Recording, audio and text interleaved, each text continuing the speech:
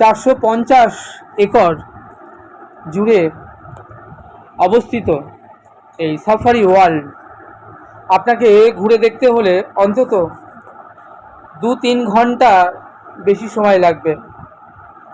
যাই হোক, আমরাও চলে এসেছি ভ্রমণ সঙ্গীর সাথে। আমাদের পুরো টিম এখন আপনারা দেখতে পাচ্ছেন এই গ্যালারিতে এই অদ্ভুত সুন্দর ডলফিন শো থেকে শুরু করে সি লায়ন শো, ওরাং ওটাং, এই সকল শো দেখবার জন্য। আমার মাকে দেখছেন, পেছনে দেখুন প্রচুর ফরেনার যারা এসেছে, তার মধ্যে প্রচুর স্কুল কলেজের স্টুডেন্টও রয়েছে। প্রত্যেকে এসেছেন এই গ্যালারিতে বসে একসাথে এই শো দেখবেন বলে।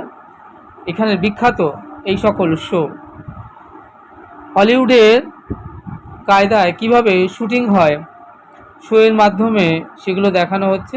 এই শোগুলো এত প্রাণবন্ত যেন মনে হবে আপনি হলে বসে ইংলিশ হলিউডের মুভি দেখছেন।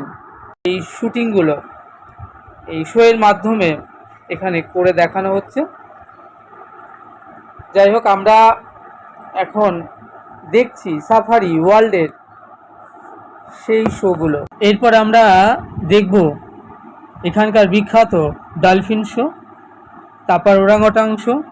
যতগুলো সম্ভব হবে আমরা সেই শোয়ের মোবাইলে ভিডিওগ্রাফি করে আপনাদের দেখানোর চেষ্টা করব। আপনারা এখন দেখছেন মেরিনা পার্ক সাফারি ওয়ার্ল্ড ব্যাংককের যে 7টি প্রত্যেক দিন শো দেখানো হয়, তার মধ্যে এখন যেটা দেখছেন ইংলিশ ফিল্ম কি করে হলিউডের ফিল্ম শ্যুট করা হয় তার ট্রেলার এবং তার এক ঝলক।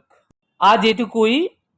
আপনারা আমাদের সঙ্গে জুড়ে থাকুন আর ঘরে বসেই দেখতে থাকুন থাইল্যান্ড ট্যুরে ব্যাংকক শহরের সাফারি ওয়ার্ল্ড এর এই ছোট্ট সুন্দর সুন্দর ভিডিওগুলো। আশা করব আপনাদের বেশ ভালো লাগবে।